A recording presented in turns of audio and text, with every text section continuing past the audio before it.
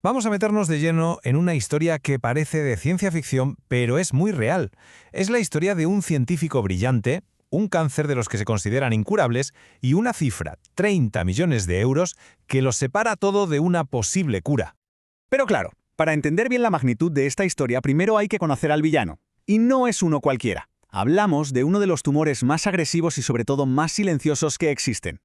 Y claro, detrás de un posible avance que podría literalmente cambiarlo todo, hay una persona, un nombre, Mariano Barbacid, sin duda uno de los científicos más importantes de la historia de España.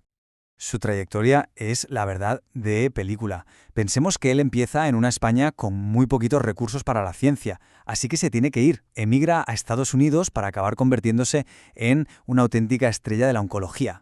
Y es allí, en 1982, cuando hace un descubrimiento que, ojo, cambió la biología para siempre. Y después de todo eso, decide volver. Vuelve a España con una misión muy clara. Es que esta frase resume toda su carrera, toda su filosofía. Una obsesión, sí, pero una obsesión de las buenas. Que la ciencia que se hace en el laboratorio no se quede en un papel, que no sea solo para el prestigio, que se convierta en tratamientos reales, que salve vidas. Vale, vamos a ver cómo se llega hasta aquí. Porque todo, absolutamente todo, se remonta a esa primera gran victoria que tuvo en Estados Unidos, a ese descubrimiento que, como decíamos, lo cambió todo. Allí en Estados Unidos, Barbacid y su equipo identifican el primer oncogen humano. A ver, ¿y esto qué significa?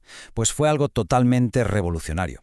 Por primera vez se demostraba que el cáncer no era una especie de fuerza caótica, algo incomprensible. No, era un proceso con un interruptor genético que se podía encontrar. Y claro, esto cambió las reglas del juego por completo.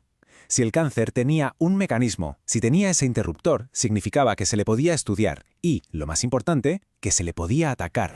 Perfecto, pues con toda esa experiencia acumulada, con décadas de trabajo a sus espaldas, Barbacid y su equipo en el CENIO, aquí en España, deciden enfrentarse a uno de los mayores gigantes de la oncología, el cáncer de páncreas. Y hay que ser claros, el trabajo durante años fue lento, fue frustrante. Hubo fracasos, vías de investigación que hubo que abandonar. Esto es algo súper habitual en la ciencia real, la del día a día, la que no sale en los titulares. Hasta que, de repente, hace poco, consiguieron algo que parecía casi imposible. Su equipo encontró una combinación de fármacos que, al probarla en modelos animales, en ratones, logró algo que es, de verdad, histórico. Porque es que el objetivo aquí ya no era simplemente reducir los tumores. Tampoco se conformaban con frenar su crecimiento, con pararlos. Sino que lo que consiguieron en esos ratones fue la eliminación. La eliminación completa de los tumores de páncreas. Una auténtica pasada.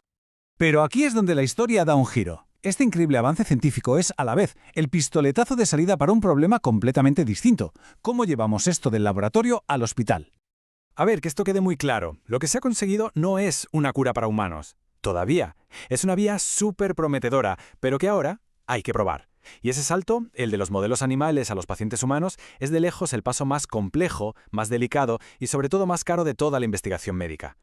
Y la magnitud de ese desafío tiene una cifra, 30 millones de euros. Y ojo, eso es solo para poder empezar la primera fase de los ensayos clínicos en humanos. Y claro, no es una cifra puesta al azar, no es un capricho.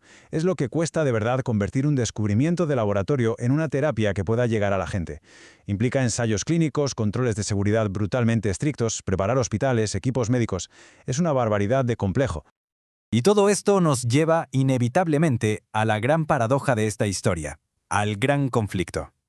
Vivimos en una época increíble. La ciencia tiene un potencial para salvar vidas que no ha tenido jamás en la historia. Y sin embargo, nos encontramos con esto, que el progreso, muchas veces, no depende tanto del talento de los científicos, sino de si hay o no dinero disponible. El avance de Barbacid está justo ahí, en esa encrucijada. El obstáculo ya no es científico. La ciencia ya ha hecho su parte. Ahora el obstáculo es puramente económico. Y las consecuencias de que se financie o no son enormes.